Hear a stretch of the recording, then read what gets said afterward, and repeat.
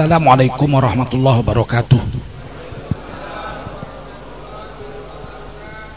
Hamdan wa syukran lillah wa salatan wa salaman ala rasulillah wa ala alihi wa sahbihi wa mawalah.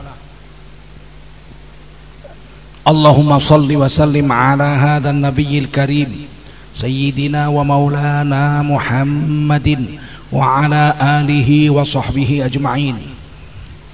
Amma ba'du, qala Allah ta'ala fi kitabihil karim, a'udzu billahi minasy syaithanir rajim. Bismillahirrahmanirrahim.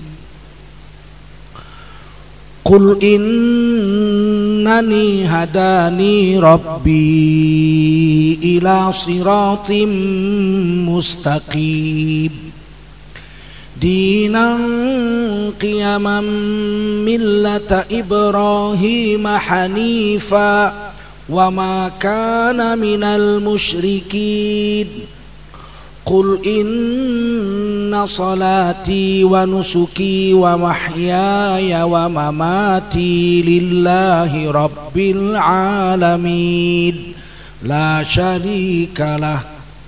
la syarika lahu wa bidzalika umirtu wa ana awwalul muslimin. Qala Rasulullah sallallahu alaihi wasallam, man kharaja fi talabil ilmi fahuwa fi sabilillahi hatta yarji. Baginda Rasul bersabda, siapa keluar untuk mendapatkan ilmu, orang itu adalah orang yang berjihad fi sabilillah sampai dia kembali ke tempatnya. Mudah-mudahan kita semua mendapatkan pahala jihad dari Allah SWT. Amin. Sadaqallahul azim wa sadaqa rasuluhun nabiyul karim wa nahnu ala dhalika minasy syahidin wasyakirin walhamdulillahi rabbil alamin. Para ulama, tuan-tuan guru yang dimuliakan Allah SWT, bapak-bapak, ibu-ibu, saudara-saudara sekalian, khususnya anak-anakku generasi muda Islam, jemaah majelis taklim Isya hari ini di Air Monek, Kabupaten Indragiri Hulu, Provinsi Riau yang dimuliakan Allah SWT. Wajiblah kita bersyukur pada Allah SWT. Salawat dan salam kita sampaikan untuk baginda Rasulullah sallallahu alaihi wasallam. Allah SWT kirim kita ke bumi ini bukan sembarangan, bukan asal-asalan, tapi ada tujuan. Tujuan Allah mengirim kita ke bumi ini adalah untuk menjadi khalifah Allah di atas bumi. Hari ini cerita khalifah udah, wah dicurigai nih khilafah nih, anti NKRI. Padahal kita ini memang dikirim ke bumi ini jadi khalifah-khalifah Allah di bumi. Bukan hanya Nabi Adam alaihissalam yang dikirim sebagai khalifah, tapi kita semua orang beriman. Ada 1,9 miliar dari 7,8 miliar penduduk dunia sekarang ini. 1,9 miliar adalah orang Islam. Semuanya adalah para khalifah Allah di atas bumi. Nabi Adam sebelum diciptakan sudah dijanjikan bakal jadi khalifah di bumi juga. Belum diciptakan, Allah berfirman pada malaikatnya, wa idz qala rabbuka lil malaikati inni ja'ilun fil ardi khalifah. Dan ingat olehmu ketika Allah berfirman kepada para malaikatnya, sesungguhnya aku Allah akan menjadikan seorang khalifah di bumi. Fil ardi khalifah, akan menjadi khalifah tapi di bumi, bukan di surga. Waktu itu Nabi Adam belum ada. Kemudian Allah ciptakan Nabi Adam. Singkat cerita, Nabi Adam disuruh tinggal di surga. Uskun anta wa zaujukal jannah, tinggallah kau dan istrimu ini di surga, kata Allah.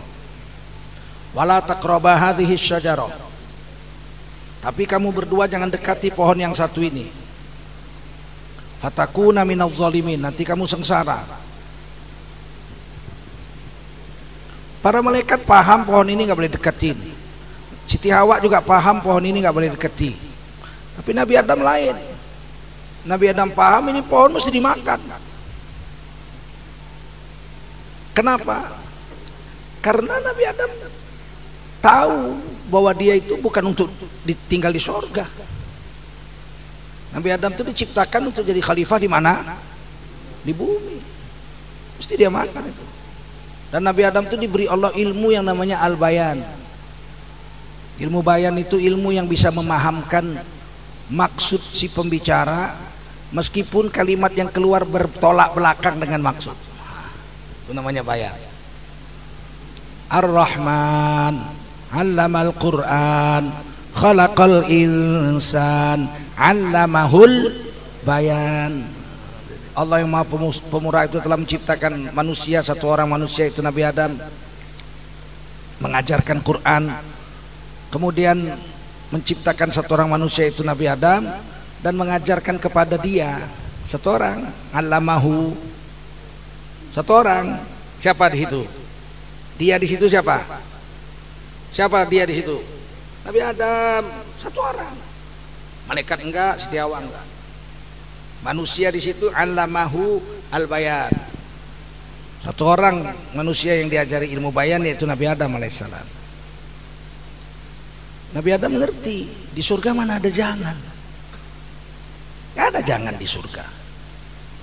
Yang ada namanya jangan, larangan, nahi.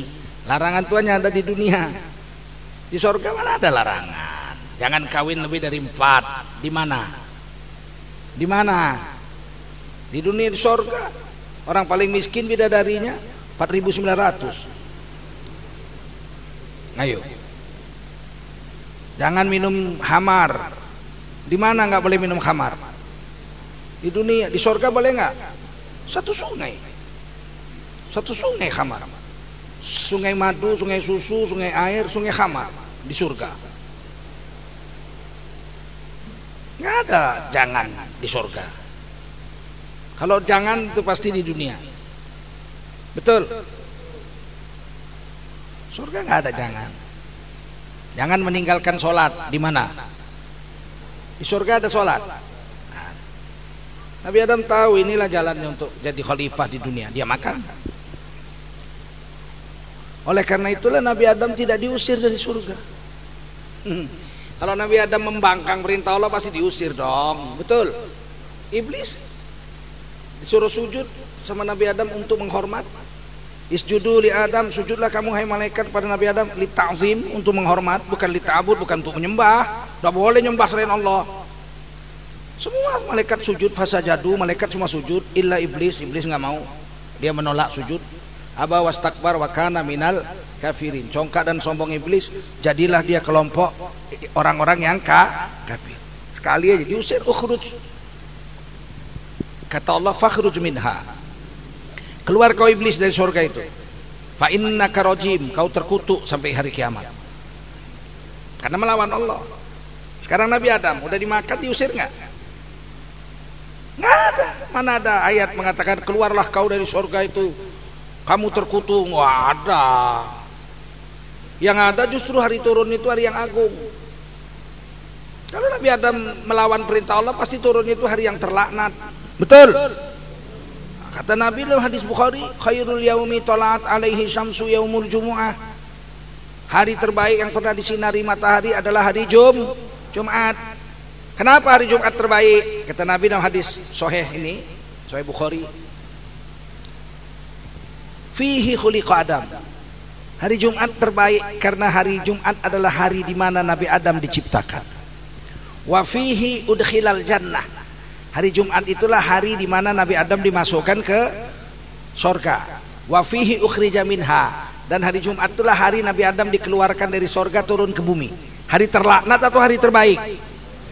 Jadi kenapa kalian bilang Nabi Adam berdosa makan buah itu? Kalau nggak dimakannya turun Nabi Adam ke dunia. Ada klien. Jadi khalifahkah beliau di dunia kalau nggak dimakannya? Tidak. Jadi kalau dimakannya jadi khalifah, apakah dia membangkang atau menjalankan perintah Allah? Ditulis itu dalam tafsir Sawi jilid pertama halaman 11. Tidak boleh mengatakan Nabi Adam melawan Allah. Kafir hukumnya mengatakan Nabi Adam melawan Allah. Mana ada Nabi melawan Allah? Sampai sini paham? Ngaji dari Islam, jangan ngaji dari Kristen. Kalau Kristen, Nabi Adam berdosa memakan buah itu dan diturunkan ke dunia membawa dosa warisan. Turun temurunlah dosa itu kepada anak cucunya.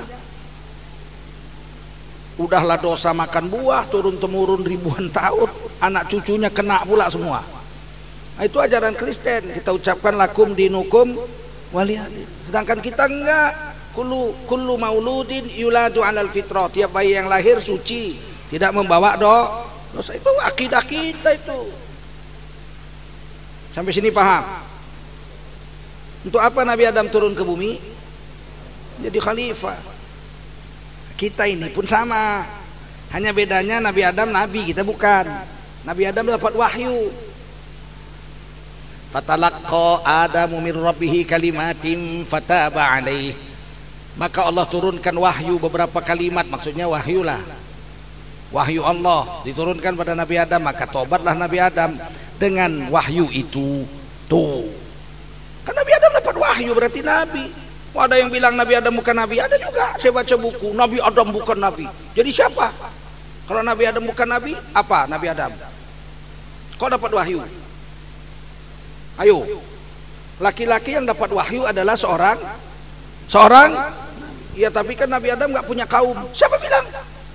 Nabi Adam punya, yang didakwahinya siapa? Anak cucunya lah, betul. Jin kan udah ada duluan di bumi ini. Tentu Nabi Adam dakwah sama jin juga, dakwah sama manusia juga. Dan Nabi Adam tuh panjang umur, 1050 tahun, 100 tahun di surga, 950 tahun di dunia. Ini menurut kitab Qasasul Anbiya Imam Ibnu Katsir. 950 tahun itu ketemu Nabi Nuh. Saya terkejut tuh, ya Allah, Nabi Adam jumpa Nabi Nuh, 8 keturunan di bawahnya. Ya, 1000 tahun macam mana nggak jumpa sama cucunya keturunan ke-8? Satu keturunan paling 30 tahun. Betul? Nabi Adam tuh jumpa Nabi Nuh. Berapa ribu orang udah itu. Nabi Nuh belum jadi nabi waktu jumpa Nabi Adam. Sebab Nabi Nuh diangkat jadi nabi umur 480 tahun. Dakwah malam dan siang selama 420 tahun. Jadi 900 tahun datanglah banjir topan. Tapi Nabi Nuh jumpa Nabi Adam. Kira-kira didakwahi Nabi Adam nggak Nabi Nuh itu? Didakwahinya nggak? Diajarkannya nggak kepada cicitnya Nabi Nuh alaihissalam untuk menyembah Allah, jangan musyrik? Diajar nggak? Jangan dipikirnya Nabi Adam hidupnya cuma 30 tahun pikirnya. Sampai berani dia bilang Nabi Adam bukan nabi. 124.000 nabi, 313 rasul, 25 rasul pilihan. Masuk Nabi Adam 25 rasul pilihan. Betul? Bahaya akhir zaman ini ngaji. Banyak orang pandai-pandaian. Lebih pandai dari Imam Ibnu Katsir, lebih pandai dari Imam Suyuti. Apa enggak bahaya itu? Nah, kita pun diangkat Allah ke dunia ini, orang-orang beriman aja ya, 1,9 miliar adalah khalifah Allah. Tapi bukan nabi, karena kita nggak dapat wahyu. Tapi tugas sama-sama mendakwahkan agama wajib kita dakwah. Paling tidak untuk diri dan keluargamu. Ya ayyuhalladzina amanu qu anfusakum wa ahlikum naro. Paling tidak untuk diriku, istrimu dan anakmu. Tak boleh kita biarkan anak kita jadi setan. Nggak boleh. Anak kita minum tuak di rumah kita, nggak sholat, kita biarkan. Dosanya kita yang nanggung. Karena mencegah dia untuk berbuat mungkar itu wajib hukumnya, apalagi dia tinggal sama kita. Kullukum ra'in wa kullukum mas'ulun an ra'iyati, itu hadis Bukhari. Setiap kamu pemimpin dan kamu akan ditanya tentang kepemimpinanmu di dunia. Anak istrimu tuh tanggung jawabmu. Minimal dakwah pada diri sendiri, anak dan wajib itu. Kalau ada laki-laki pulang dari masjid zikir dia subhanallah, subhanallah, habis zuhur subhanallah, subhanallah, sedang ngasih zikir anaknya lari-lari. Pak, itu yang nyanyi itu ada suara organ tunggal, ada perempuan nyanyi. Itu yang nyanyi Pak di tempat pesta nyawa Udin, itu mama Pak, lagi joget sama si Joni tukang ojek yang berkumis itu. indak dapat sama sobujang ya orang. Oi. Terus si bapak bilang, apa kau bilang? Itu yang nyanyi mama pak, lagi joget di panggung pak, sama si Joni tukang ojek. Terus bapaknya bilang, hehehe, mama kau memang dari gadis hobinya begitu. Subhanallah, subhanallah. Berpahala pun enggak dia zikir itu? Nggak berpahala dia, berdosa dia, betul nggak? Mesti dia berhentikan zikir itu cuma sunat hukumnya. Mencegah istrinya joget sama orang depan umum hukumnya wajib, betul? Gugur yang sunat demi yang wajib. Itu karena membuktikan bahwa kita orang Islam ini wajib menjadi dai, minimal untuk diri kita sendiri, anak dan istri. Berarti kan pangkat kita sepangkat Nabi zaman dulu.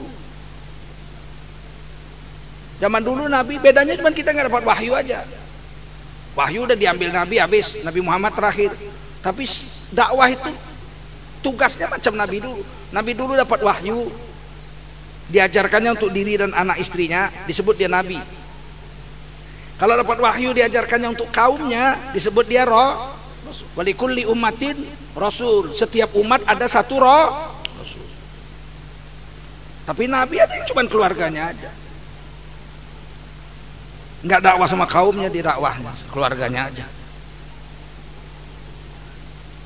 Kita ini kalau nggak mengerjakan pekerjaan Nabi zaman dulu, berdosa kita. Istri kita joget-joget, kita biarin, berdosa kita. Anak kita nggak sholat, kita biarkan bertahun-tahun. Jangan kita pikir cuma anak kita yang berdosa, kita berdosa juga. Kata Nabi, as-sholatu imaduddin, sholat itu tiang agama. Wa man aqamaha faqad aqamaddin. Siapa menegakkan sholat, dia telah menegakkan agama. Wa man tarakaha faqad hadamaddin. Siapa meninggalkan sholat, dia telah meruntuhkan agama. Meninggalkan sholat bukan sekedar dapat dosa meninggalkan sholat. Dapat dosanya adalah dosa meruntuhkan agama. Yang bilang Nabi, hadis Bukhari Muslim. Pentingnya tiang agama itu. Kalau datang orang bawa martil 5 kilo, palu 5 kilo, dipecahkannya dinding-dinding masjid ini, kita akan bangun menangkap orang itu rame-rame, kita ikat, bawa kantor polisi. Betul? Polisi nanya, kenapa ini orang diikat? Menghancurkan masjid pak, polisi. Manusia bejat. Tangkap sama polisi, masuk penjara. Kenapa? Menghancurkan masjid. Manusia bejat. Orang yang meninggalkan sholat, kata Nabi, bukan menghancurkan masjid, menghancurkan agama. Mana lebih ngeri? Mana lebih ngeri?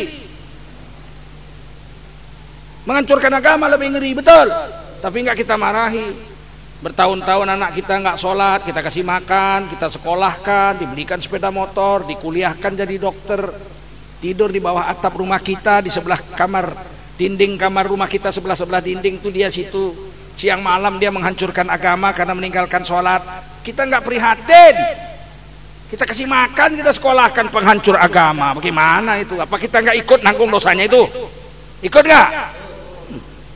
Maka dakwah itu wajib, minimal untuk diri sendiri dan keluarga. Dan itu pekerjaan nabi-nabi zaman dulu. Maka kita ini semua dijadikan Allah sebagai khalifah, makanya wajib berdakwah. Ditulis di Quran surah Al-An'am ayat terakhir bahwa kita itu khalifah. Wa huwallazi ja'alakum khalaifal ard. Dialah Allah yang telah menjadikan kamu semua orang beriman menjadi khalifah-khalifah Allah di atas bumi. Kita khalifah kita, betul? Bukan sembarangan kita ini. Maka orang Islam tidak boleh jahat. Kalau jahat dia melakukan dosa besar, dua aja itu kuncinya. Kalau nggak fahsya mungkar, dah itu aja. Kenapa Allah bedakan dosa besar itu dengan fahsya dan mungkar? Sering dengar kan fahsya dan mungkar? Apa bedanya fahsya dengan mungkar? Imam Ghazali menjelaskan fahsya dan mungkar itu. Fahsya itu dosa besar yang merugikan diri sendiri. Bunuh diri itu fahsya, dosa besar, tapi rugi kita sendiri yang mati, kita sendiri yang luka, kita sendiri yang mati, kita sendiri yang nanggung dosanya, kita sendiri. Bunuh diri itu fahsya. Ngisap narkoba itu fahsya. Duit kita, yang beli kita, yang ngisap kita, yang mati kita, nggak merugikan orang. Mengisap narkoba fahsya. Berzina Suka sama suka pergi pinggir sungai, berzina di bawah pohon karet. Itu fahsya. Yang rugi mereka sendiri, nggak merugikan orang. Tapi zina itu fahsya, dosa besar. Quran bilang begitu. Wala taqrabuz zina innahu kana fahisyah wa sa'a sabila. Jangan kau dekati zina. Zina itu fahsya, dosa besar yang merugikan diri sendiri. Nggak mungkin salah Imam Ghazali, nggak mungkin salah Imam Ghazali. Dan sejelek-jelek jalan, dosa besar tuh kalau merugikan diri sendiri fahsya. Dan nggak boleh kita berkeras, yang jinah saya, yang mabuk saya, yang judi saya, terserah saya dong, kamu jangan sok ngatur-ngatur, melarang-larang saya. Itu fahsya. Allah benci, nanti turun bala. Kata Zainuddin MZ almarhum, yang jinah memang elu, yang mabuk memang elu, yang judi memang elu, tapi jinah, mabuk, judi itu dilaknat Allah. Kalau kau lakukan, Allah murka, turun azab bala bencana. Yang kena bukan lu doang, monyong. Wah, tuh Zainuddin MZ itu. Maka harus dicegah. Dosa yang kedua namanya mungkar, dosa besar juga. Apa bedanya mungkar? Mungkar dosa besar yang merugikan orang. Kalau bunuh diri merugikan diri sendiri namanya fahsya. Membunuh orang namanya mungkar. Bunuh orang mungkar karena merugikan orang. Jadi yatim anaknya, di janda anak istrinya kan. Nah, mungkar itu. Ngisap narkoba fahsya, jual narkoba mungkar, dia merugikan orang. Membuat narkoba apa hukumnya? Mungkar, itu merugikan orang.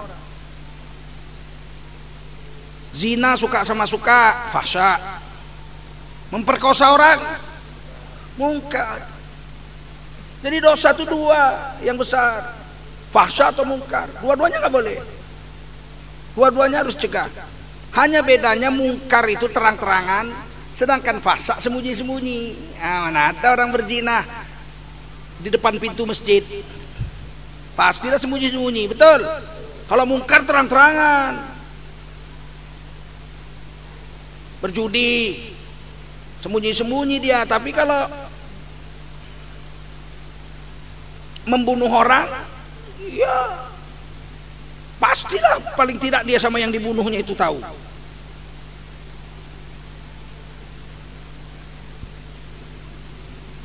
Kata Nabi, yang disuruh kita mencegah orang lain itu bukan fahsya tapi mungkar. Karena fahsya itu kita sendiri yang menukarnya, kita sendiri. Kalau mungkar orang bisa, karena bisa dilihat. Man ra'a minkum mungkaron, nggak disebut di situ man ra'a minkum fahsyaan. Barang siapa melihat yang fahsya, enggak. Fahsya disembunyikan orang. Man ra'a minkum mungkaron, siapa di antara kamu melihat kemungkaran, dosa besar yang merugikan orang, falyughayyirhu biyadihi, wajiblah orang itu menukarnya dengan tangannya, dengan kekuasaannya. Tengok orang nggak sholat, itu kan mungkar tuh. Ajak dia sholat, tukar dia. Ini memang penyakit masjid seluruh Indonesia. Sound systemnya pasti nggak bagus. Duit infak itu untuk sound system, bukan untuk lampu taman, bukan untuk ngecat pagar.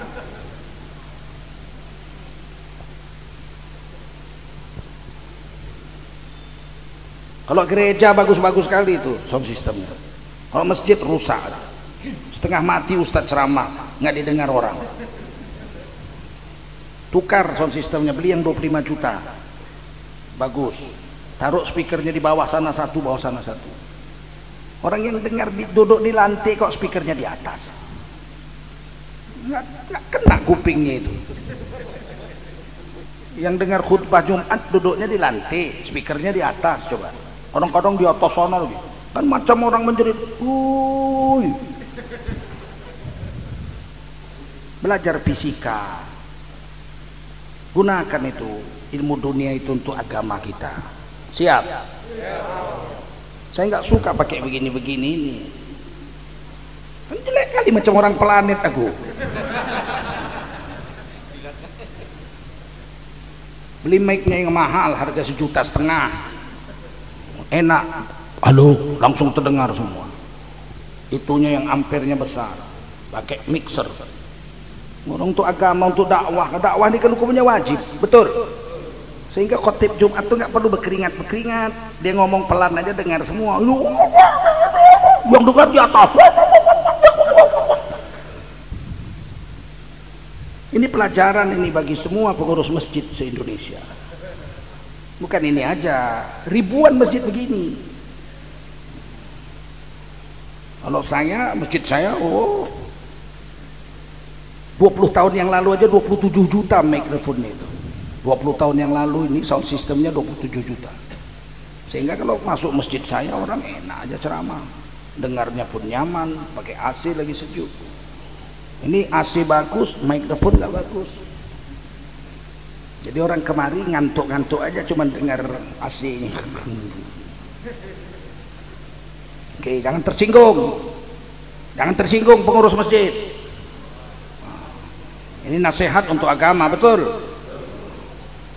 Nah, kita lanjut.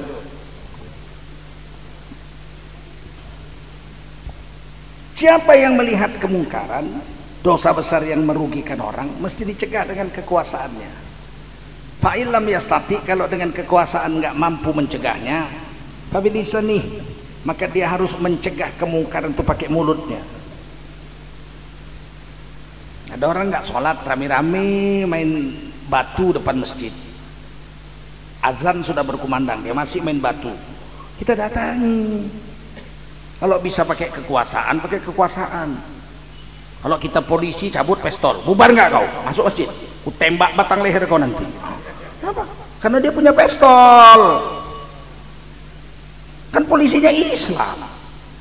Ku angkat kau ke penjara nanti main-main batu kau udah ajan. Masuk masjid. Pakai kekuasaan. Kalau nggak punya kekuasaan, kayak mulut. Saudara-saudara, azan sudah berkumandang. Mari kita ke masjid sholat. Tinggalkan itu main batu itu, walaupun tak berjudi, tapi tak boleh setelah mendengar azan tidak mengerjakan sholat. Fasik namanya, orang berdosa itu. Tak ada lebih penting dari sholat, karena sholat itu tiang agak ngomong pakai mulut. Fa'in lam yastati, kalau mulut nggak mampu, fabi qalbihi, paling nggak hatinya benci dengan kemungkaran itu, mengingkarinya. Itu mungkar, saya nggak setuju. Paling itu yang paling kecil, kata Nabi. Wadzalika at'aful iman, mengingkari atau membenci kemungkaran dengan hati, itu iman yang paling lemah. At'af, paling lemah. Artinya kalau benci pun hatinya enggak, jangan-jangan sudah tidak beriman itu orang. Berjoget-joget orang rame-rame, hatinya ikut, jangan-jangan sudah tidak beriman ini orang. Yang bilang Nabi, melihat kemungkaran hati benci, betul nggak? Ada kiai perempuan joget-joget ikut pula tepuk tangan. Kata Nabi, hatimu tidak mengingkarinya, itu iman paling lemah. Kalau kau ikut tepuk tangan, macam mana? Ayo. Saya ingin menjelaskan hadis ini, mudah memahamkannya. Kalau kemungkaran kita cuma benci dengan hati, tidak mengubah keadaan, bahkan bertambah buruk, akan bertambah hancur. Ada orang jual narkoba di situ, kita tahu, tapi kita benci dengan hati aja. Jual narkoba. 10 tahun kemudian sekampung ini kena narkoba semua, anak cucu kita kena semua. Setuju? Tidak bisa dibiarkan itu. Karena membenci dengan hati tidak mengubah suasana, tambah parah ya. Contoh, saya menjemur padi 10 kaleng, hasil panen sawah saya jemur depan rumah. Saya duduk di kursi menjaga padi supaya padi saya tidak dimakan ayam tetangga. Sedang saya menunggu padi saya dijemur, datang ayam tetangga 300 ekor dimakan padi saya itu. Terus saya membencinya dengan hati. Ayo kau makan padiku. Satu hari habislah padi itu. Betul? Tidak bisa dengan hati saja. Kalau kita cegah dengan mulut, cuma 3 kalinya itu bermanfaat. Lebih dari 3 kali tak manfaat. Ada manfaat tapi 3 kali. Saya sedang jemur padi 10 kaleng, datang ayam tetangga 300 ekor. Saya bentak pakai mulut. Loncat ayam. Berapa menit kemudian datang lagi satu-satu, makan lagi, iya rame lagi nih ayam. Bentak kedua, dia loncat sedikit aja, ditengoknya kita cuman duduk, makan lagi dia. Bentak ketiga, cuman noleh jadi.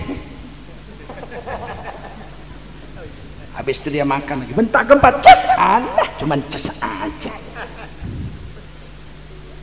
Mulut punya manfaat 3 kali. Yang manfaat kuat itu tangan, kekuasaan. Bangun kita dari tempat duduk kita, kejar-kejar itu ayam, kejar-kejar, loncat pawor, kejar-kejar sampai stres dia. 5 menit kita kejar-kejar, habis itu duduklah kita zikir atau baca Quran. Ayam tuh pelan-pelan datang, mak masih ada si sorban tuh begini, masih ada. Sampai sore nggak ada itu ayam datang. Itulah kekuatan dakwah dengan kekuasaan itu. Makanya memilih pemimpin itu harus pemimpin yang soleh, supaya dia bisa keluarkan surat.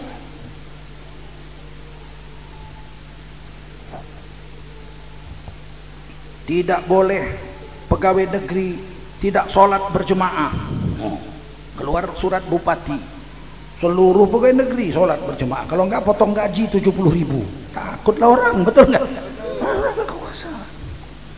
Tapi kalau bupatinya tukang joget, habislah sekampung mama ikut joget.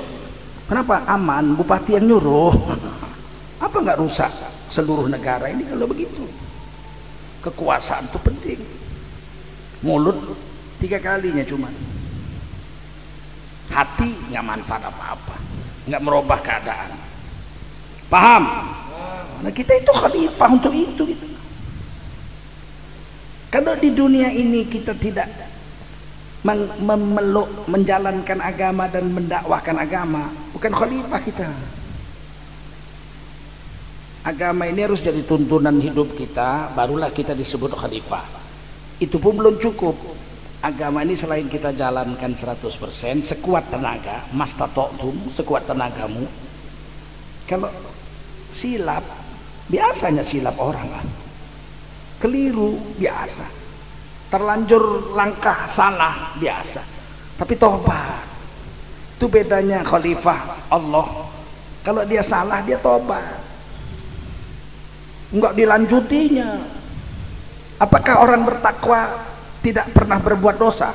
Pernah. Yang enggak pernah berbuat dosa itu cuma Rasul sama Nabi saja. Tidak ada pohon tidak bergetah meskipun birah dengan keladi. Tak ada insan yang tak bersalah kecuali Rasul dengan Nabi. Orang bertakwa ada dosa, tapi dosanya nggak banyak karena dia langsung tobat. Quran yang bilang itu, wa idza fa'alu fahisyah aw zalamu anfusahum dzakarullah. Orang bertakwa itu kalau terlanjur berbuat dosa fahsya, dosa besar yang merugikan diri sendiri, au zalamu anfusahum, atau nah itu makanya fahsya itu merugikan diri sendiri, atau mereka menzalimi diri mereka sendiri. Zakarullah, mereka segera ingat dengan Allah. Fastaghfaru lidzunubihim, segera dan segera, 2 kali segeranya itu. Fastaghfaru lidzunubihim itu 2 kali segeranya. Fa-nya itu segera, detik itu juga dia tobat. sinnya segera. Fastaghfaru lidzunubihim.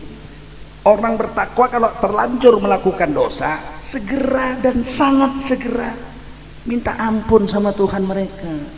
Wa may yaghfirudz dzunuba illallah. Ini kalimat tanya ini. Tapi maksudnya bukan bertanya. Siapakah yang paling bisa mengampuni dosa kecuali Allah? Bertanya. Ini enggak bertanya, ini menafikan dalam ilmu tafsir. Tidak ada yang bisa mengampuni dosa kecuali Allah. Itu kalimat tanya tapi artinya menidakkan. Paham? Jangan dipikir kalau orang bertakwa nggak pernah salah, pernah. Tapi dia minta ampun, tobat, sehingga seluruh dosanya diampuni. Nah, ini yang perlu kita pegang. Jangan lari dari agama. Kalau lari dicabut gelar khalifah. Kalau nabi melanggar agama dicabut gelar nabinya. Berdosa dan dicabut gelar nabinya. Batal jadi nabi. Dan tidak ada nabi yang batal jadi nabi. Nabi itu wajib punya sifat 4. Siddiq, tabligh, amanah dan fatonah. 4. Betul? Nabi itu wajib siddiq, benar. Kalau nabi itu dusta, dicabut gelar nabinya dan dia berdosa. Nabi itu wajib amanah, terpercaya. Kalau nabi berkhianat, berdosa dan dicabut gelar nabinya. Tidak mungkin nabi berkhianat. Tabligh, nabi menyampaikan kebenaran. Kalau nabi menyembunyikan kebenaran, berdosa dan dicabut gelar nabinya. Nabi itu wajib cerdas, fatonah. Kalau nabi bodoh, berdosa dan dicabut gelar nabinya. Kita umat nabi wajib punya 4 sifat itu juga, sama wajib. Orang Islam wajib siddiq, benar. Kalau orang Islam dusta, maka dia berdosa. Setuju? Berarti wajib siddiq itu bagi kita. Cuman tak dicabut gelar nabi karena memang kita bukan nabi. Betul? Apakah kita semua orang Islam wajib siddiq? Kalau kita langgar, kita berdusta, apakah kita berdosa? Itulah khalifah itu. Kita wajib amanah. Wajib apa enggak? Kalau kita berkhianat, apakah kita berdosa? Berarti kita wajib amanah itu. Hari ini orang amanah dimain-mainkan, pakai Quran di kepalanya. Saya tidak akan korupsi, dana bansos diembatnya. Berdosa apa enggak? Dosa. Karena dia tercabut dari khalifahnya. Berdosa, enggak tobat, cabut gelar khalifahnya. Sampah. Bukan khalifah di dunia, tapi sampah di dunia. Orang Islam wajib menyampaikan kebenaran. Kalau dia sembunyikan, yang penting adem. Tapi begitu Pak Kiai, sudah, yang penting adem. Jangan diganggu. Islam itu rahmatan lil alamin. Kepala tuh kau. Islam rahmatan lil alamin bukan berarti membiarkan kemaksiatan. Betul? Rahmatan lil alamin itu justru menukar kemaksiatan dengan tangan, dengan mulut, atau benci dengan hati. Kalau kemaksiatan dibiarkan, itu bukan rahmatan lil alamin, itu laknatan lil alamin. Laknat lil alamin. Hari ini berat, Pak. Orang Islam sendiri hari ini mencaci maki orang-orang yang menegakkan kebenaran. Padahal sifat siddiq, amanah, tabligh, fatonah itu wajib pada diri Nabi dan wajib pada diri orang Islam sebagai khalifah di atas dunia. Hari ini misalnya ada bencong, beberapa orang operasi depan masjid itu. Kalau malam begini kita pulang dari ngaji, digodanya kita, om booking kita dong. Tiap malam begitu aja. Lama-lama remaja masjid ini marah. Dibentuklah satuan remaja masjid, dilarang tuh bencong, pergi pulang rumah, nggak mau, berkelahi, kejar-kejaran, disuting kawan pakai HP. Besoknya keluar di medsos. Apa kata orang-orang Islam? Islam itu bukan seperti itu. Bencong itu juga manusia. Mereka punya hak asasi. Yang disalahkan remaja masjid, bencong dibela. Rahmatan lil alamin, bela bencong. Menteri agama yang dulu bilang begitu. Mereka itu manusia, mereka harus dirangkul. Nangis pula tuh. Mau kau rangkul bencong? Kaulah rangkul, aku nggak berani aku. Hari ini agama memang dirusak sedemikian rupa. Ada orang menjalankan sifat yang wajib pada diri Nabi dan wajib pada diri orang Islam, siddiq, amanah, tabligh, fatona. Orang Islam menyalahkan orang yang menjalankan agama, kan gila itu. Gila nggak tuh? Tapi terjadi nggak sekarang? Terjadi. Giliran orang nikah diributi. Din Samsudin nikah umur 65. Udah tua kok kawin. Tua kok kawin. Kawin itu kan syariat Islam. Betul? Perintah Allah kawin itu. Fankihu ma tabalakum minan nisa'i mathna wa thulatha wa ruba' fa in khiftum alla ta'dilu fawahidah.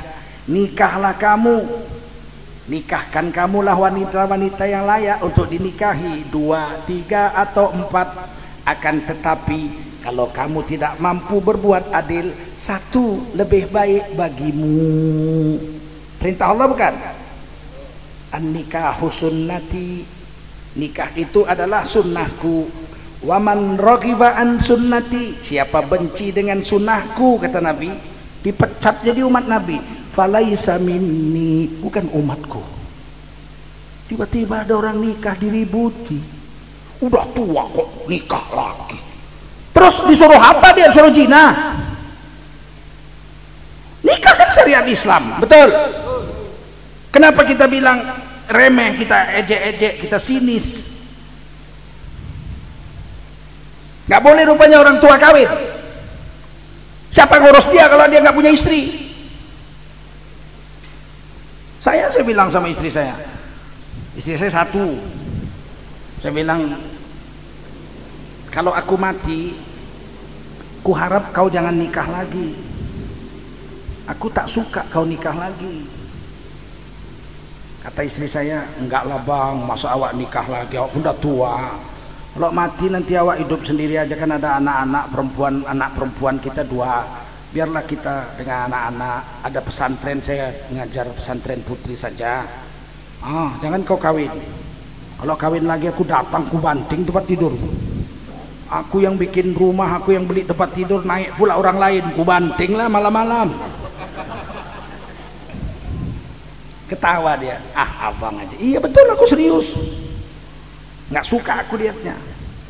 Tiba-tiba beberapa saat kemudian dan nanya, kalau saya mati bang, abang kawin lagi? Aku tengok mukanya. Aku bilang, iyalah dek, kawin lagi lah. Aku, abang, iya, siapa ngurus aku?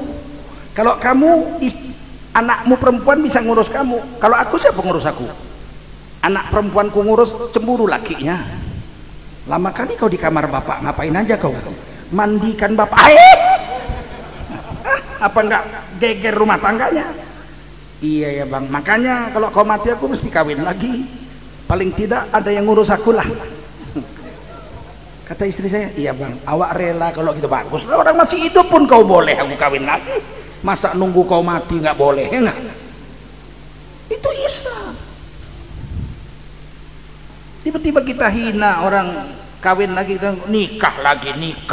Iya, nikah itu sunnahku, kata Nabi. Siapa benci dengan sunnahku bukan umatku. Kok kita benci orang menikah? Satu hari Abdul Muthalib membawa anaknya Abdullah, bapak Rasulullah, ke Madinah melamar seorang istri untuk Abdullah, namanya Ibunda Aminah binti Wahab, seorang wanita Bani Najjar, orang Madinah yang sangat agung. Waktu melamar Aminah mau nikah, di samping Siti Aminah ibu Nabi ada wanita cantik muda. Ditanya sama Abdul Muthalib, kamu siapa? Kalau orang Sumatera Utara bilang pandongan itu. Kalau orang Rantau Prapat bilang kalau pengantin perempuan ada pendampingnya, gadis juga namanya pandongan, pendamping. Apa namanya kalau di sini? Dayang, bukan dayang lah, kawannya atau saudaranya juga. Maka Abdul Muthalib tanya, kamu siapa? Saya Hana, sepupunya Aminah. Sudah kawin? Belum. Kalau begitu maukah kau kawin dengan aku? Ditengok oleh ibu Hana. Abdul Muthalib ganteng, kakeknya Rasul, tinggi besar, tampan. Mau? Padahal waktu itu Abdul Muthalib umurnya 80 tahun. Maka menikahlah dua-duanya di situ. Sayyid Abdullah bapak Nabi nikah dengan Siti Aminah, Abdul Muthalib nikah dengan Hana. Pulang sama-sama bawa istri. Yang satu umur 25, Sayyid Abdul Muthalib umur 80. Sama-sama punya anak. Selisih hari aja. Anaknya Abdul Muthalib namanya Sayyidina Hamzah. Anaknya Sayyid Abdullah Muhammad Rasulullah Sallallahu Alaihi Wasallam. Berbeda hari sedikit dan sama-sama disusukan oleh seorang wanita yang sama, yaitu budaknya Abu Lahab, namanya Suwaibah. Jadi Nabi dengan Sayyidina Hamzah sempat satu susuan beberapa hari, sampai datanglah wanita dari pegunungan Bani Sa'ad bersama suaminya Abu Zaid. Diambillah Nabi dengan wanita ini namanya Halimatus Sa'diyah, disusukan di pegunungan Bani Sa'ad dan dipelihara sampai umur 6 tahun di pegunungan Bani Sa'ad.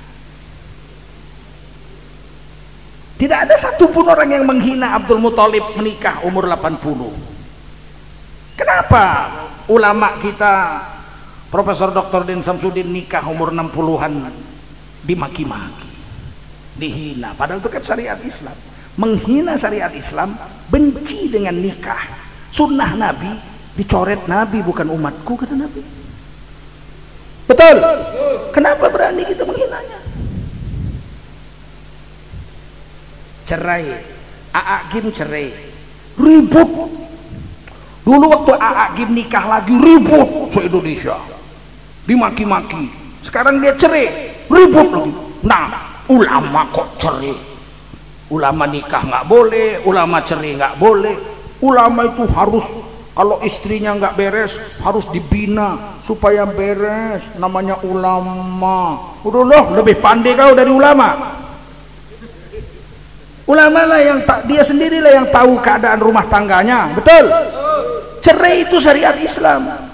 At-talaqu marratan, itu cerai ada dua kali. Itu kan Quran yang bilang gitu, cerai 2 kali, boleh cerai dan tidak haram.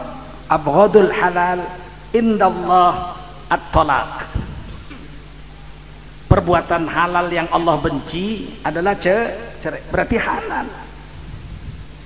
Apakah orang yang bercerai itu aib? Tidak. Nabi Ismail cerai. Nabi Ismail datang Nabi Ibrahim, dibilang ganti kosen pintu kau ini melalui istrinya. Artinya apa? Ceraikan istri kau ini, nggak beres, diceraikan. Nabi Ismail menceraikan istrinya atas perintah bapak beliau Nabi Ibrahim. Berani bilang Nabi Ismail nggak beres? Berani? Nabi Muhammad pernah menceraikan istrinya, Siti Hafsah binti Umar bin Khattab radhiyallahu anhuma. Dinikahi Nabi, Siti Hafsah jadi istri Nabi. Kemudian diceraikan Nabi. Kemudian dirujui Nabi. Berarti nikah itu sunnah Nabi, cerai itu sunnah Nabi, rujuk itu sunnah Nabi. Tiga-tiganya itu syariat Islam, betul? Kenapa dicaci? Banyak PKI di negeri ini nggak sadar orang Islam dicuci otaknya, benci dengan syariat Islam. Orang nikah dibencinya, orang nikah dihinanya, orang cerai dihinanya, orang rujuk balik lagi, rujuk lagi. Ya, rujuk itu syariat Islam kok. Giliran artis bezina diam aja dia, biasa, namanya artis, biasa. Emang kalau artis berzina sunat muakkad hukumnya? Hah? Sunat muakkad apa haram? Apa bedanya ulama sama artis? Kalau dia berzina sama-sama berdosa kok, betul?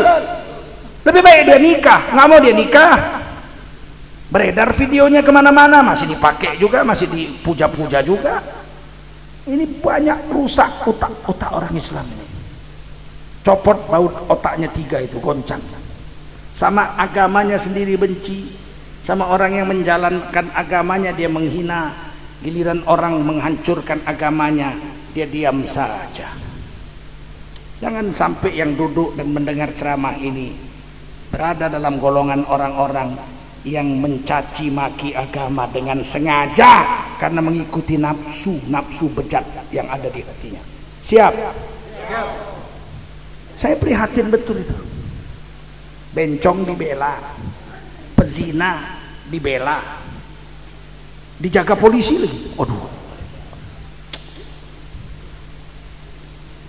Ada lonte ketangkap, 1 kali main 80 juta, masuk koran, sudah ditangkap polisi, sudah dipanggil polisi, diperiksa, dan sudah ditahan celana dalamnya.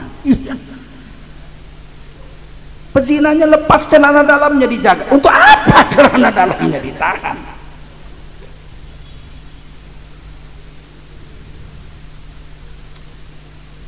Nggak ngerti kita gimana hari ini agama ini. Kami masih hidup. Sudah seperti ini kerusakan agama di Republik Indonesia ini. Bagaimana ulama-ulama sudah mati?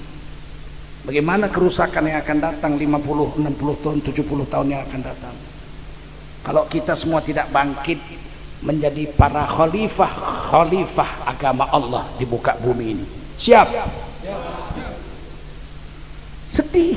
Akun-akun ulama yang nonton 7.000, 3.000, 10.000. Akun-akun pelacur cuman cerita dia zina, saya main sama si gemuk begini, main sama orang kurus begini, main sama orang hitam begini.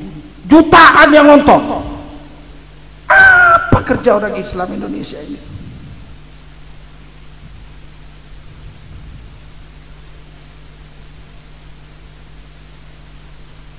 Bagaimana agama mau hidup di negeri ini kalau begini model kita orang Islam?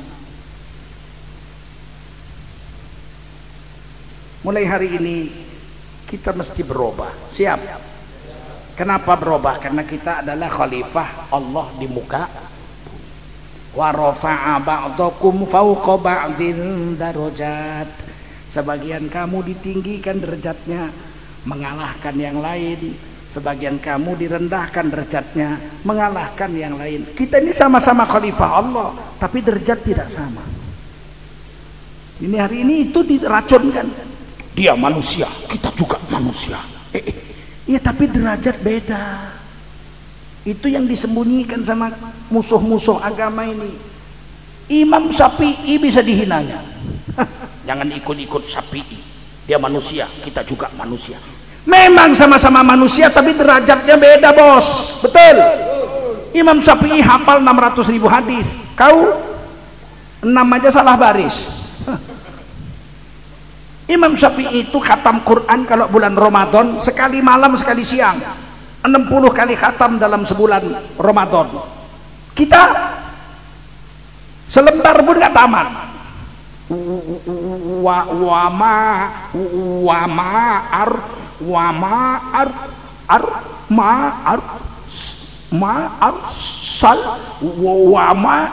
Sal pingsan gurunya, masuk rumah sakit, darah tingginya kumat. Merasa kita sama Imam Syafi'i sama, tak tahu diuntung manusia. Kita sama-sama khalifah Allah, wajib beragama Islam, menjalankan agama Islam dan mendakwahkan agama kepada semua orang. Tapi derajat tidak sama di antara kita. Ada yang jadi nabi, 124.000 nabi, 313 rasul, 25 rasul pilihan, 5 rasul ulul azmi, 1 sayyidul anbiya wal mursalin. Ada yang jadi ulama, al-ulama warasatul anbiya, pewaris nabi itu ulama. Tidak semua kita jadi ulama. Ada yang menjadi penghafal Quran, qari, penghafal Quran, hufaz. Para hafiz Quran itu sama dengan kita itu derajatnya? Enggak sama lah, dia masuk kubur enggak berani kuburan itu, tanah itu memakan jasadnya sampai hari kiamat. Karena dia hafal Quran. Tak busuk mayatnya sampai hari kiamat. Kita 4 hari meletus perut. Kita lebih banyak baca koran daripada baca Quran. Penghafal Quran itu dikubur tidak busuk jenazahnya. Sama dengan kita itu? Tidak sama. Sama-sama khalifah, betul, derajat tidak sama. Ada yang jadi mujahid, pembela agama, mati membela agama. Sama dengan kita itu. Di Afghanistan, waktu perang melawan Uni Soviet, segala macam anak-anak muda itu ikut perang. Gak ada lagi yang sekolah, perang semua. Kadang-kadang dalam peperangan itu tertembak beberapa orang Islam, mati, ditinggal aja, tinggal. Malam-malam dirayapi, mayat-mayat itu yang Islam diambil, mau dikuburkan. Saya tanya, dari mana kau tahu mayat-mayat itu orang Islam? Kan malam gelap, pakai lampu ketahuan sama Soviet. Dari wajahnya, kalau ditelungkup, dibalikkan jenazah itu wajahnya itu terang benderang macam lampu. Berarti orang Islam yang mati syahid bercahaya wajahnya. Kami angkat, kubur satu lubang. Kan nggak dimandikan orang mati syahid. Pakai baju-bajunya itulah berdarah-darah kubur. Setelah Uni Soviet kalah, angkat kaki, maka tentara-tentara Afghanistan ini mencari kuburan-kuburan kawan-kawannya. Dibongkar, mau dipindahkan kuburannya ke kota supaya bisa diziarahi. Belum ada yang busuk, beberapa tahun sudah dikubur. Ada yang ketawa lagi, mati ketawa. Apa yang dia lihat? Mayat bisa mati tertawa begitu.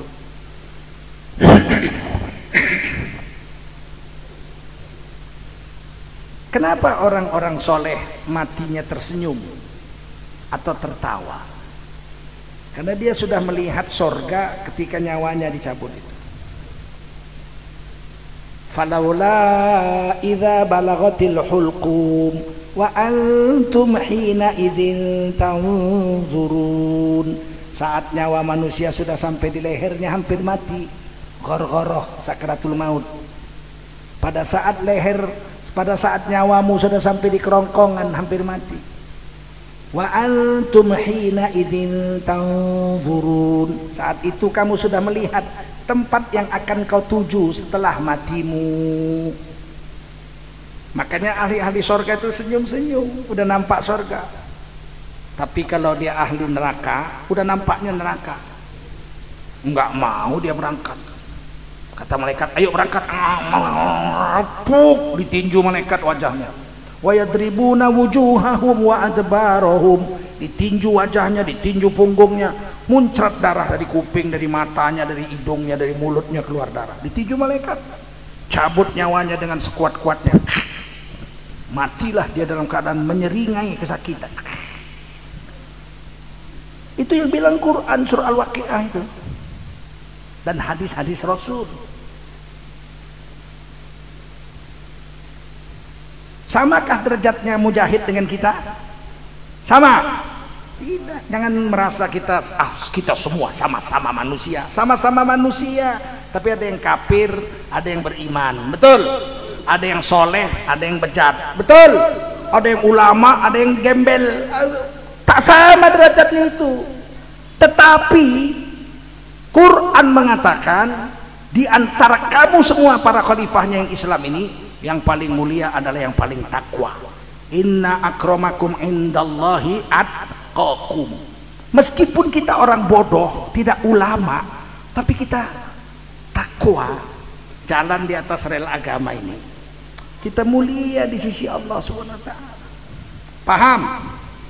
Meskipun ulama, hafal Quran, hafal hadis, kalau bejat, ulama tapi korupsi, tangkap sama polisi, di pengadilan ditanya, Anda mencuri, Silap Pak Hakim. Apa hukumnya mencuri? Haram lah Pak Hakim, masa sunat muakkad kan? Berilmu dia, tapi dia kerjakan juga dosa itu. Tak mulia dia karena dia tidak bertakwa. Oleh karena itu derajat itu berbeda-beda, tapi bagaimanapun beda-bedanya, yang paling mulia adalah orang yang paling takwa. Mudah-mudahan kita jadi orang yang bertakwa. Kalau kita bertakwa, urusan dunia beres. Tak sibuk orang bertakwa. Ada orang sibuk cari makan sampai ke Malaysia 3 tahun nggak pulang, pergi ke Hong Kong kerja di sana 5 tahun nggak pulang, pulang-pulang bininya udah nambah anak.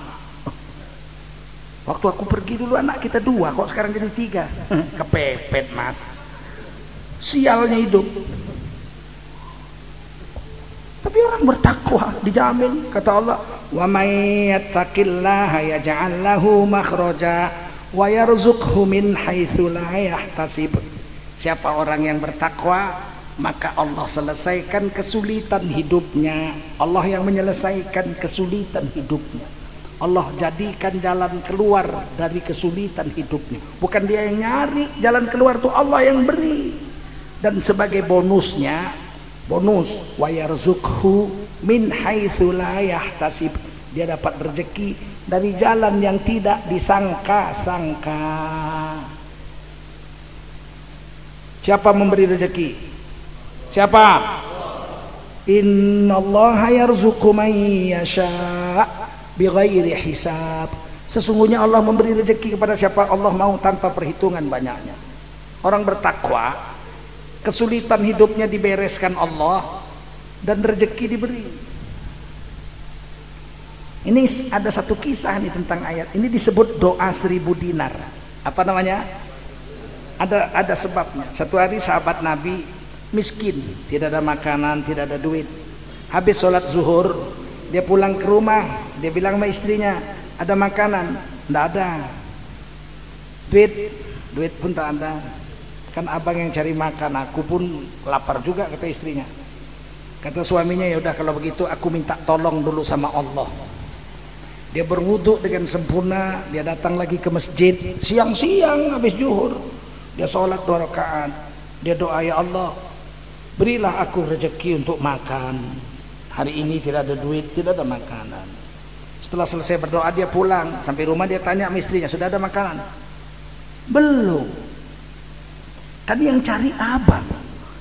Tak mungkin Allah dusta. Wasta'inu bisabri wassalah, minta tolonglah dengan sabar dan sholat. Tak mungkin Allah dusta. Mesti sholatku yang belum beres nih. Dia wudhu lagi, pergi lagi ke masjid, sholat lagi dia, minta doa, ya Allah berilah aku makan rezeki hari ini dengan istriku. Habis doa nangis-nangis balik ke rumah, udah ada duit? Belum, kata istrinya. Makanan udah ada? Kan abang yang cari. Berarti sholatku belum beres. Tak mungkin Allah dusta.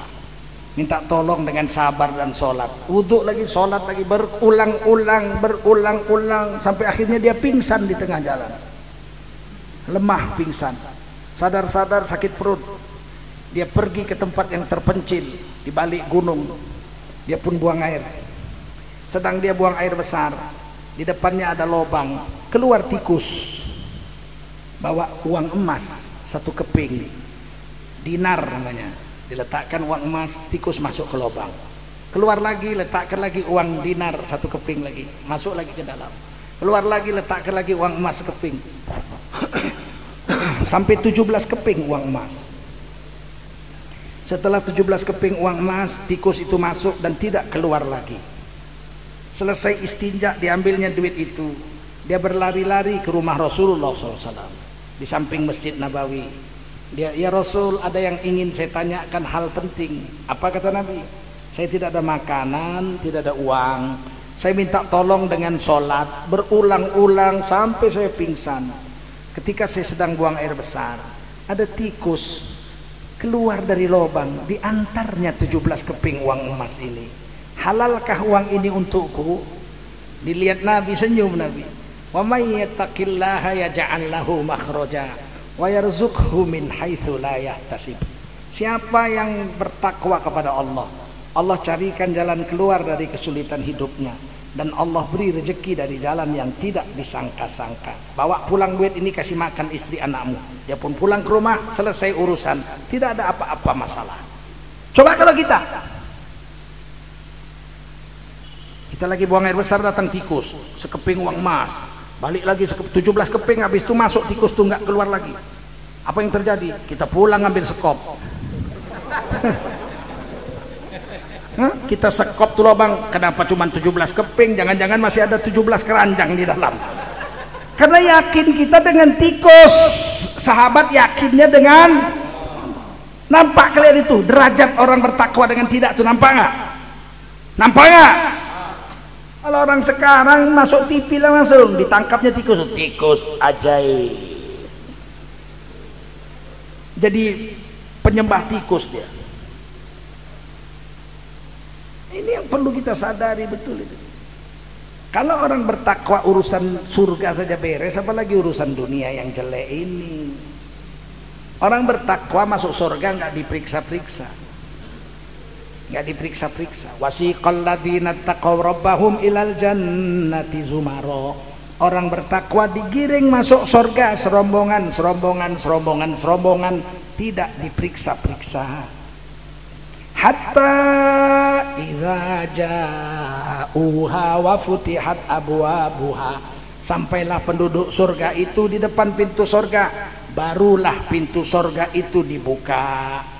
Yang membuka Nabi Muhammad sallallahu alaihi wasallam. Kalau neraka lain, pintunya udah terbuka sekarang. Kalau surga pintunya tutup, nanti Nabi Muhammad yang buka. Pakai wa dia, wa futihat abwabuha, barulah pintu surga dibuka.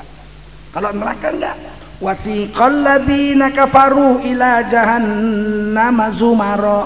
Allah giring orang kafir serombongan masuk neraka, enggak diperiksa-periksa.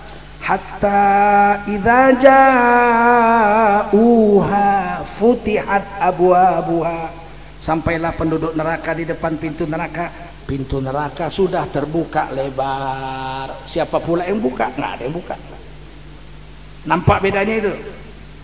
Walaupun kita sama-sama manusia, beda derajat di sisi Allah subhanahu wa ta'ala. Orang bertakwa masuk surga nggak diperiksa. Kenapa? Karena surga untuk dia. Uiddat lil muttaqin. Surga memang diciptakan untuk orang bertakwa, dan kita disuruh merebutnya. Wasari'u ila maghfiratim mir rabbikum wa jannatin arduhas samawati wal ard uiddat lil muttaqin. Rebutlah tempat pertama untuk mendapatkan surga, dan rebutlah tempat pertama untuk mendapatkan ampunan dari Tuhanmu. Rebut tempat pertama untuk dapat surga, yang mana luas surga itu seluas seluruh langit ditambah seluruh bumi. Tapi surga itu diciptakan untuk orang-orang yang bertakwa, sedangkan orang kafir masuk neraka. Kenapa? Karena neraka untuk orang kafir. Fattaqun narallati waquduhan nasu wal hijarah uiddat lil kafirin. Takutlah kamu dengan neraka yang bahan bakarnya adalah batu dan manusia, yang dijanjikan Allah neraka itu untuk orang-orang kafir, orang-orang yang kuat, orang-orang bilang kafir jadi larang sekarang. Nah, hari ini kita 230 juta lebih di Indonesia, 37 juta lagi kongsi-kongsi agama lain. Bilang kafir aja nggak boleh sekarang. Apa negara kita sekarang? Ikut pula orang-orang Islam melarang, yang bilang kafir itu menghina. Siapa yang menghina? Ayat Quran mana ada menghina? Betul? Mana ada firman Allah menghina?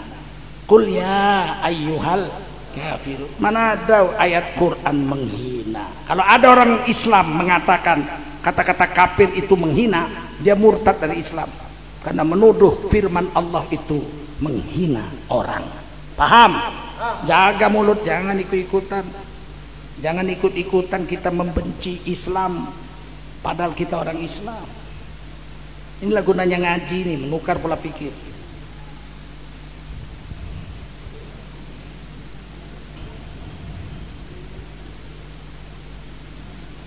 Oleh karena itu, hiduplah dengan agama saja. Mau makan cara agama saja. Apa yang dimakan? Kulu mimma fil ardi halalan thayyibah. Yang ada di bumi ini makan. Jangan mimpi yang ada di langit kau mau makan. Mimpi-mimpi. Ada yang bisa makan makanan langit.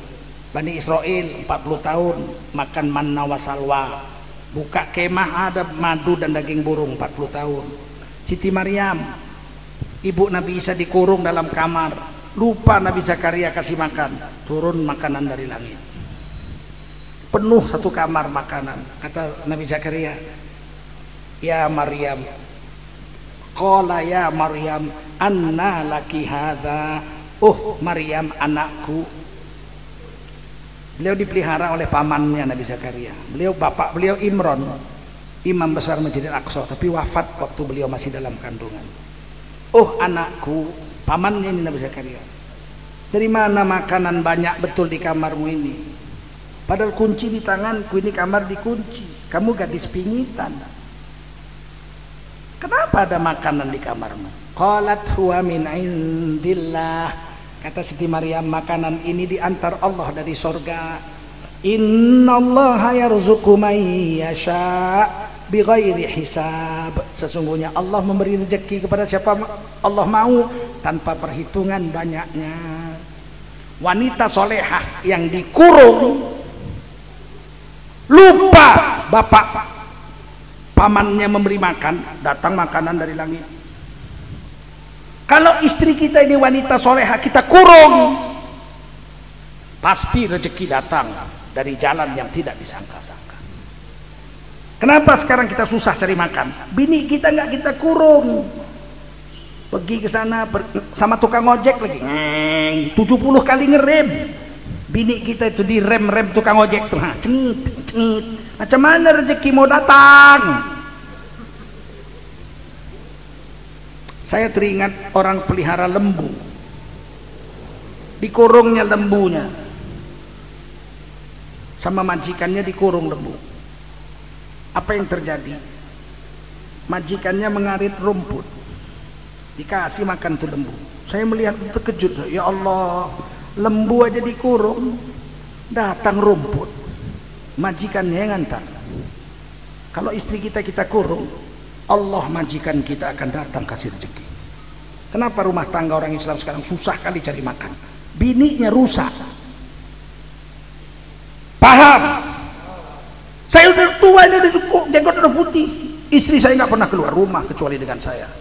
Belanja ke pasar pun seumur hidup istri saya nggak pernah. Tak saya kasih, saya yang belanja. Nggak ada, saya ada asisten saya tukang belanja. Nggak pernah susah mikirkan duit. Tapi kita hari ini nggak yakin dengan cara Allah menyelesaikan masalah. Kita menyelesaikan masalah pakai akal kita. Nggak dikasih Allah lah jalan keluar. Coba kita dengan cara agama, hidup dengan cara agama.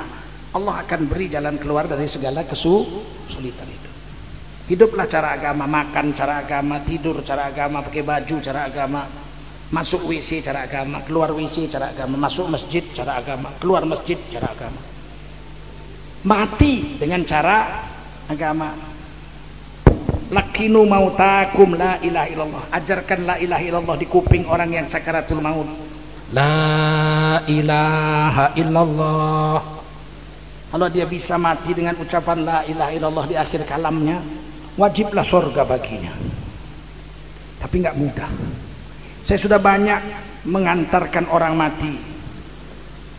Seingat saya cuma 3 kali. 3 saja orang yang saya antar mati bisa mengucap la ilaha illallah. Ratusan sudah saya antar. Di rumah sakit Islam Kuala Lumpur 35 tahun kurang lebih yang lalu, diajarkan la ilaha illallah kepada pasien yang hampir mati. Disediakan ulama untuk mentalkinkan la ilaha illallah. Dari 3.000 orang yang mati di rumah sakit itu waktu itu, Hanya 3 yang mampu mengucapkan la ilaha illallah. 2997 lagi gagal. Yang diucapnya macam-macam. Bininya Halimah, yang dipanggilnya Susi. Susi. La ilaha illallah. Susi. Kata istrinya, bang, aku Halimah, bang, istrimu, bang, Halimah. Dibukanya matanya. Susi. Mati dia. Ada yang mati mengucap gitar. Kawan saya pemain gitar.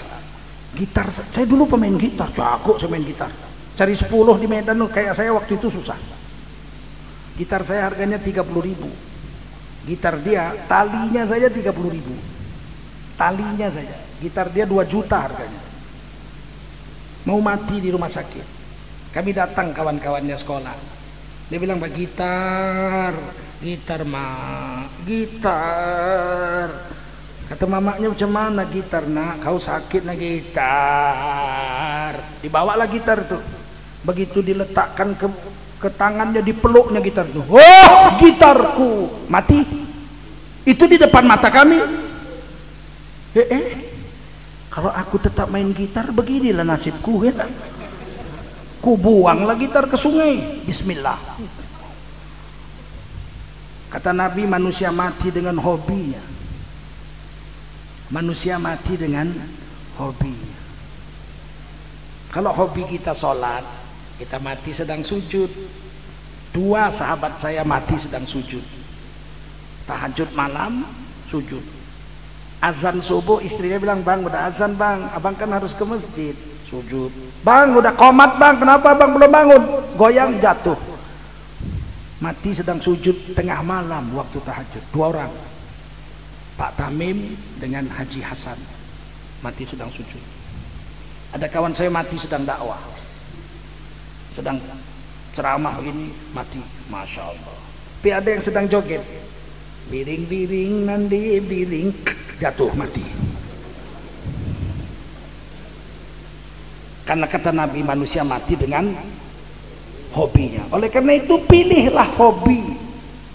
Pilihlah hobi. Tentu hobi itu tidak bisa yang wajib. Sholat wajib 5 kali, mana bisa jadi hobi. Puasa Ramadan, saya hobi kali puasa Ramadan, tidak bisa. Kalau kita tinggalkan berdosa. Betul. Carilah hobi yang sunnah. Zikir.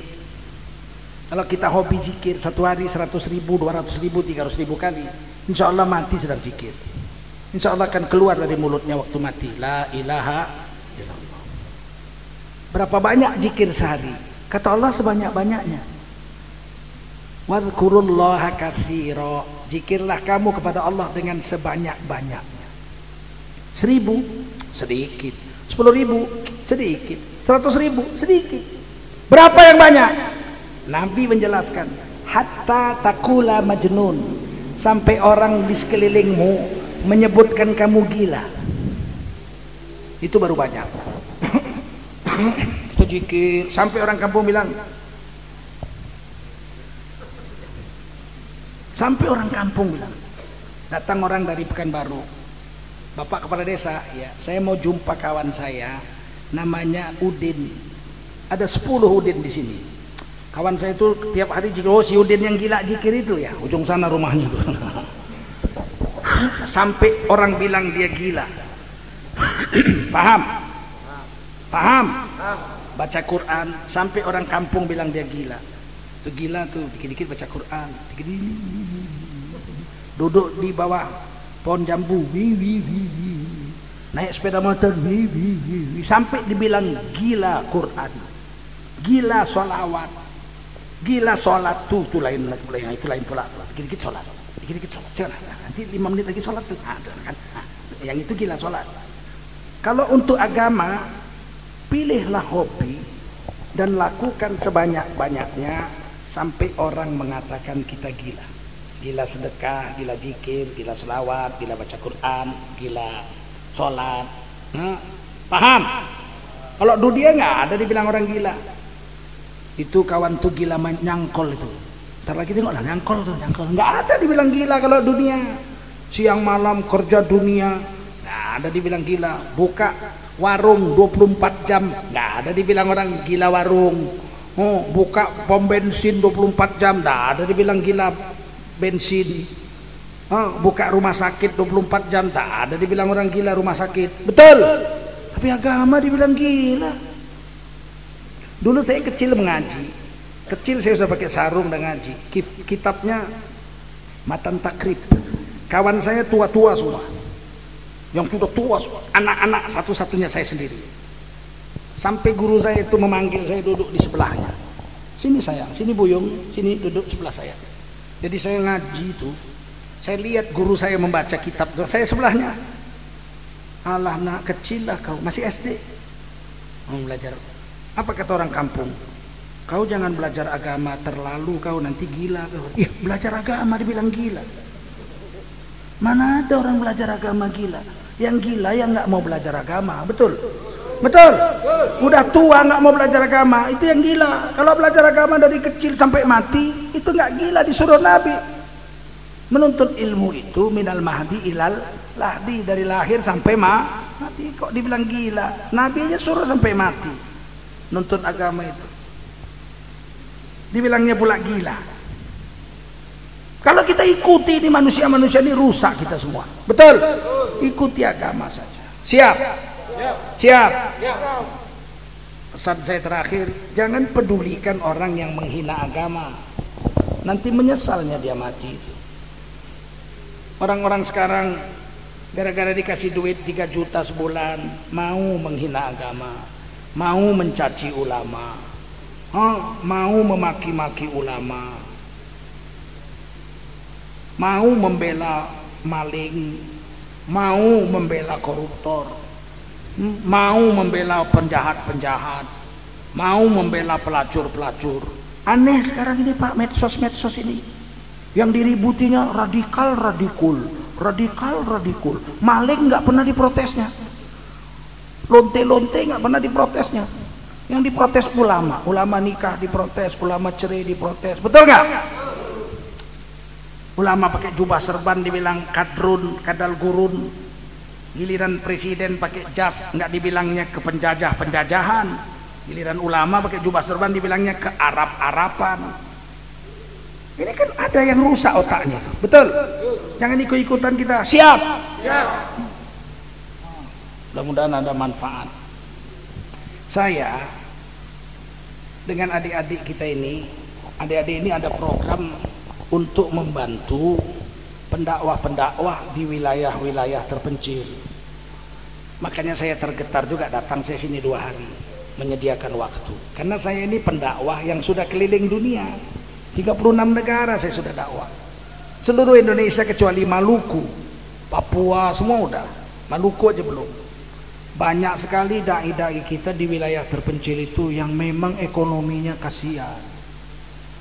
Saya pernah jumpa di Sulawesi, di Kalimantan, wilayah perbatasan orang Islam cuma 20 rumah di situ. Dewan dakwah mengirimkan duit untuk mereka itu 1 bulan 1,5 juta. Dia dengan istrinya dikasih sepeda motor trail karena lewat hutan-hutan. Ketika sampai sana mereka nggak punya beras. Beras dikasih tapi habis.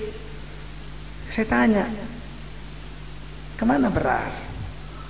Dibagi-bagilah Pak, yang 20 keluarga itu kan miskin semua.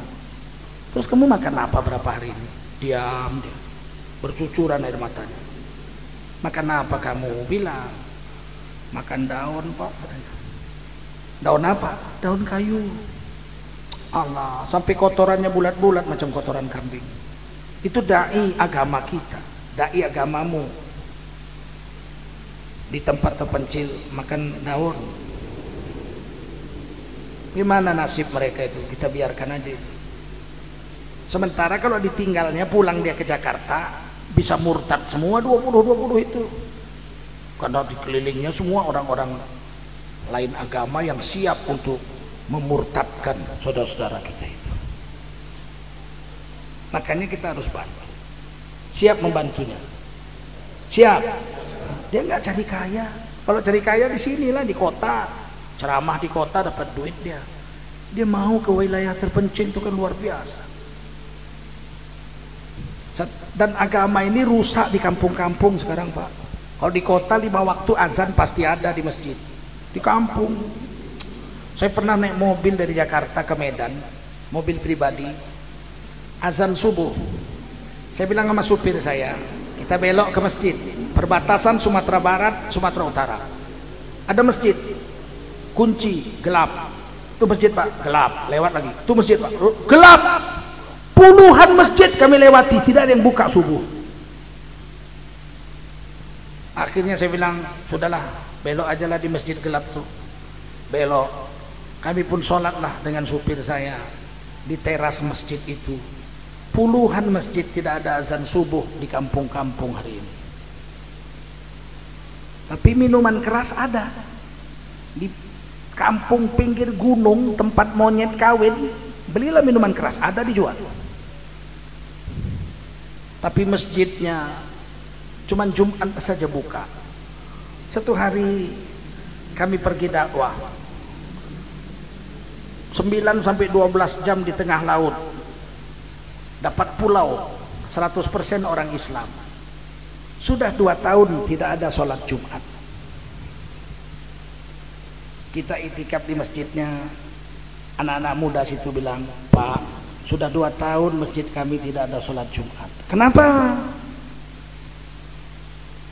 Apakah kalian tidak banyak orang Islam? Sekampung ini, sepulau ini Islam semua, Pak. Kenapa nggak dibuat sholat Jumat?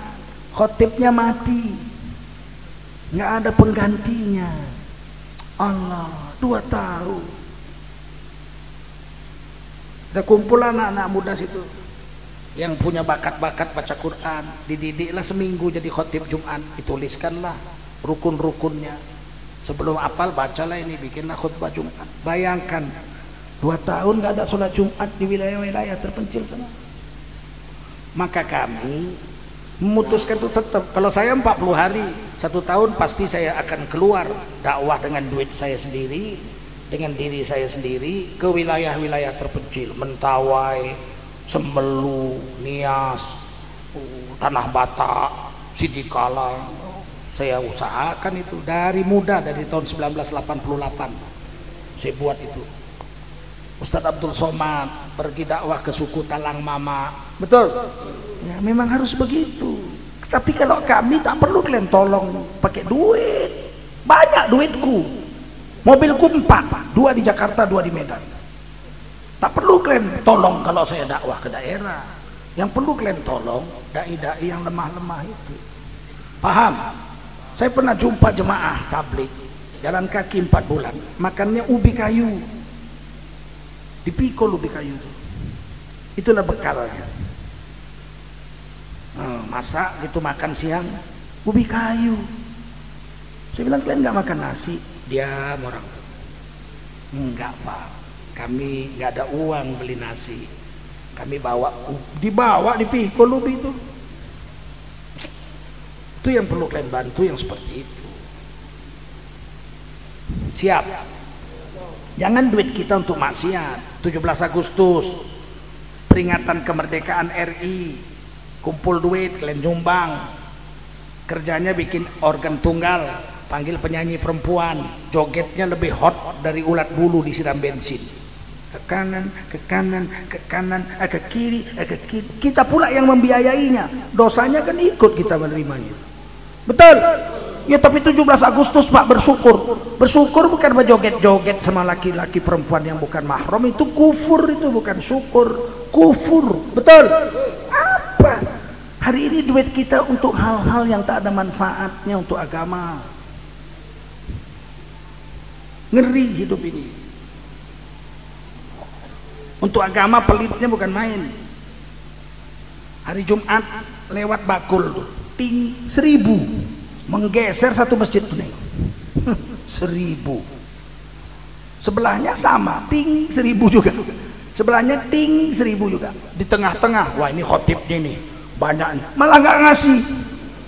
Ustadz nggak ngasih, khotib. Pulang dapat amplop saya. Bagaimana agama mau maju gitu? Seandainya kita sedekah tiap Jumat 1000 nggak pernah absen, setahun itu 52 minggu, itu baru 52.000 yang dikirim untuk akhirat. 10 tahun 520.000, betul? 30 tahun 1.560.000. Itu kalau nggak pernah nggak ngasih. Ada yang pura-pura tidur supaya lewat bakul tuh. Seandainya tiap Jumat ngasih 1.000, 30 tahun 1.560.000, matilah dia. Sampai akhirat dia tanya sama malaikat, malaikat apa? Aku minta sorga. Ditengok malaikat catatan amal. Kepala tuh kau, sedekahmu cuma 1.560.000 seumur hidup, beli tongkrongan WC aja nggak cukup, apalagi sorga. Alah, alangkah sialnya kita di akhirat. Mari kita bantu agama Allah supaya Allah bantu kita. In tansurullaha yansurkum wa yutsabbit aqdamakum. Kau tolong agama Allah, Allah akan tolong kamu. Dan tempatmu berpijak di atas bumi ini kokoh, dikokohkan oleh Allah Subhanahu wa taala. Mari siapkan bakulnya, kita kumpulkan dana. Semua ngasih nggak ngasih, masukkan tangan ke bakul. Niatkan di 10 juta, cuman duitnya belum ada, dia dapat pahala 10 juta. Salatullah salamullah ala toha Rasulillah, salatullah salamullah ala Yasin Habibillah, salatullah salamullah ala Toha Rasulillah, salatullah salamullah ala Yasin Habibillah. Tawassalna bi bismillah wa bil hadi Rasulillah, tawassalna bi bismillah wa bil hadi Rasulillah wa kulli mujahidin lillah bi ahlil badri ya Allah. Salatullah salamullah ala Toha Rasulillah, salatullah salamullah ala Yasin Habibillah. Ilahi sallimil ummah minal afati wan niqmah, ilahi sallimil ummah minal afati wan niqmah wa min hammi wa min ghummah bi ahlil badri ya Allah. Salatullah salamullah ala Toha Rasulillah, salatullah salamullah ala Yasin Habibillah, salatullah salamullah ala Yasin Habibillah. Allahumma salli wa sallim wa barik alaihi wa ala alihi. Mana panitia?